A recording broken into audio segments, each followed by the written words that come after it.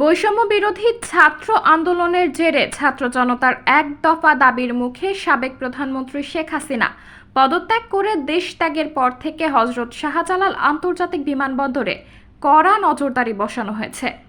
কয়েক স্তরের নিরাপত্তা বেষ্টনী পার করেই কাউকে বিদেশ যেতে হচ্ছে। সেই নিরাপত্তা বেষ্টনীর মুখে পড়েছিলেন চিত্রনায়িকা মাহিয়া মাহি।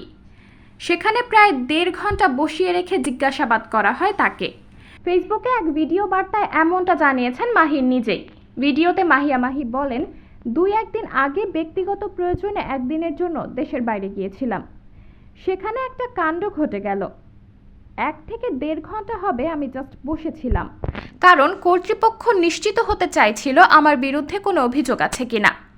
ডিজিএফআই, এনএসআই সহ বিভিন্ন গোয়েন্দা সংস্থার রিপোর্ট ভালোভাবে চেক করার পরই ফ্লাই করতে পেরেছি।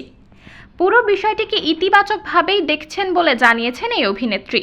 তিনি মনে করেন, দেশের সার্বিক পরিস্থিতি বিবেচনায় কড়া নিরাপত্তা ব্যবস্থা মন্দ কিছু নয়। মাহি বলেন, আমার মনে হলো এয়ারপোর্টে যদি সবসময় এরকম ব্যবস্থা থাকে তাহলে অনেক ভালো। অভিনেত্রী পরিচয়ের বাইরে মাহিয়া মাহি আওয়ামী লীগের রাজনীতিতে সক্রিয় ছিলেন। দলটি থেকে মনোনয়ন না পেয়ে গত দ্বাদশ সংসদ নির্বাচনে স্বতন্ত্র প্রার্থী হয়ে নির্বাচনে লড়েছেন তিনি। তবে নির্বাচনে হেরে যান মাহি। এদিকে আওয়ামী লীগ সরকারের পতনের পর থেকে আতঙ্কে আছেন আওয়ামী লীগের সঙ্গে জড়িত দেশের শোবিজ তারকারা। অনেকেই আছেন আত্মগোপনে। ইতোমধ্যে মামলা হয়েছে চিত্রনায়ক ফেরদৌস, জায়েদ খান, শাহরিয়ার নাজিম জয়, সাজু খাদেম সহ বেশ কয়েকজনের নামে।